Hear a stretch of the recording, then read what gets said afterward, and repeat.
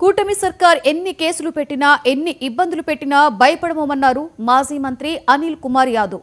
అందరినీ అరెస్టు చేయాలంటే జైళ్లు సరిపోవు అన్నారు. పాలన వదిలేసి పోలీసులను అడ్డుపెట్టుకుని అక్రమ కేసులు పెట్టిస్తున్నారని మండిపడ్డారు. రాబోయే రోజుల్లో తగిన మూల్యం చెల్లించుకుంటారని వార్నింగ్ ఇచ్చారు. వైసీపీ అధినేత జగన్మోహన్ రెడ్డి నెల్లూరు పర్యటనను విజయవంతం చేయాలని సూచించారు.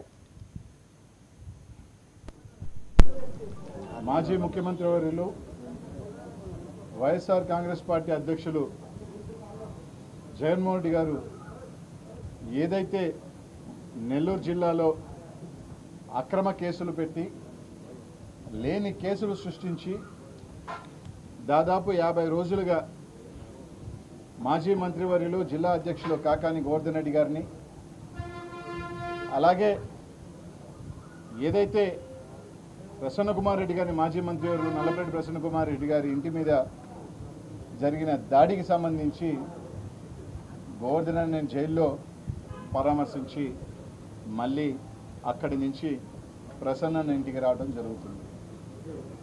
ఈరోజు ఈ కూటమి ప్రభుత్వం వచ్చిన తర్వాత జగన్మోహన్ రెడ్డి గారు ఎక్కడ కాలు పెట్టితే, ఏ కార్యక్రమానికి పోతే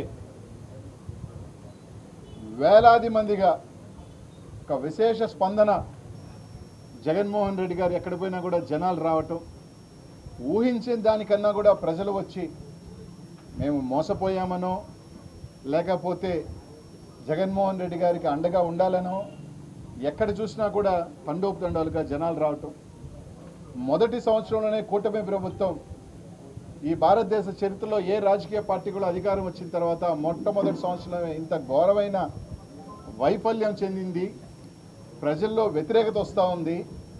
అందుకే నిదర్శనంగానే ఈరోజు జగన్మోహన్ రెడ్డి గారు ఈరోజు రాష్ట్రంలో జరుగుతున్న అనేక అక్రమ కేసులు కానీ అనేక రకాల కార్యక్రమాలకు సంబంధించి జగన్మోహన్ రెడ్డి గారు వస్తుంటే ఈరోజు ప్రజలు రావడం జరుగుతూ ఉంది. రేపు మాజీ